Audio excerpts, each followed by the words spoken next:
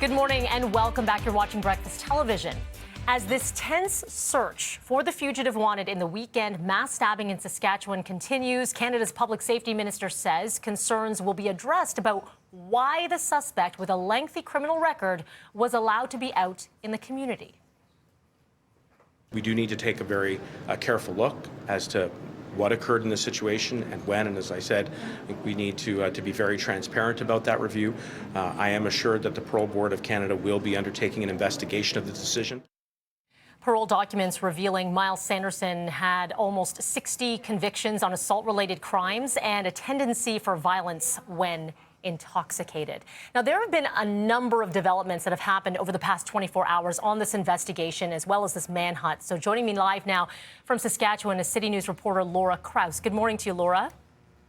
Good morning. Thank you so much for having me. Thank you so much for joining. I want to get right to what happened yesterday because there were numerous developments when it came to a possible sighting on James Smith Cree Nation of the suspect. Can you talk a little bit about what that process was like? I saw people taking screenshots of what their phones or, different alerts and whatnot. Being there on the ground, what happened?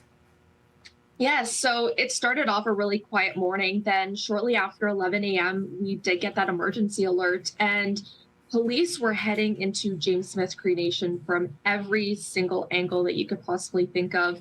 We were on the perimeter of James Smith Cree Nation, and police were flying down the gravel roads past us as fast as they seemingly could go. And I would almost describe the scene as frantic, and police were putting up what appeared to be a roadblock. So a lot was going on, and it was really it was unknown as to whether he really was there or not.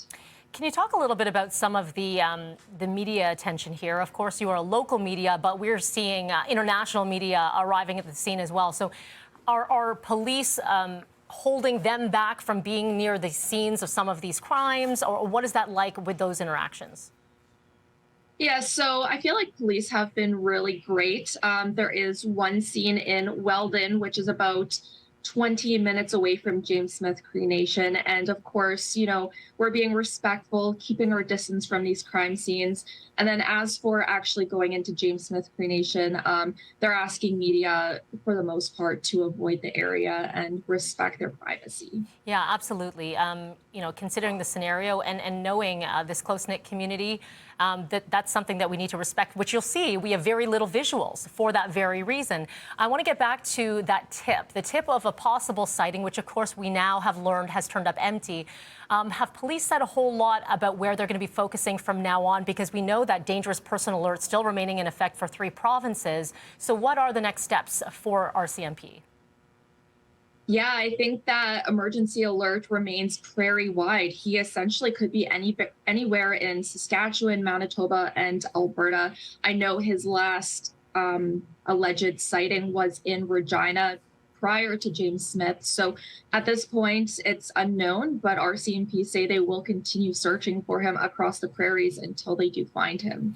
At one point, Laura, they said that he may be injured. So depending on the severity of injuries, is there an assumption that perhaps he's getting some help? Well, when he was, possibly spotted in Regina, there was a second person allegedly in the vehicle with him. And it was a day later that they found his brother, Myles Sanderson, in James Smith Cree Nation. So they're starting to believe that there is a third person possibly involved. I know that you have been very respectful of speaking to community members here, but those interactions have been few and far between, and not many people want to speak. Do we know if there's going to be anything organized? I think you maybe mentioned before we came up on air something happening on Thursday. Yes, Thursday morning, James Smith Cree Nation will be speaking to the media. From my understanding, there will be chiefs, elders, community members, police speaking. So I'm assuming this will be a large event, lots of information put out there, and a bit more of an insight of what's been going on in the community. Yeah, and a lot can change between now and then. Laura, appreciate you taking the time. Thank you so much. Thank you. And that is Laura Krause reporting live in Saskatchewan. And all the very latest updates, of course, we will keep you up to date on our website, citynews.ca.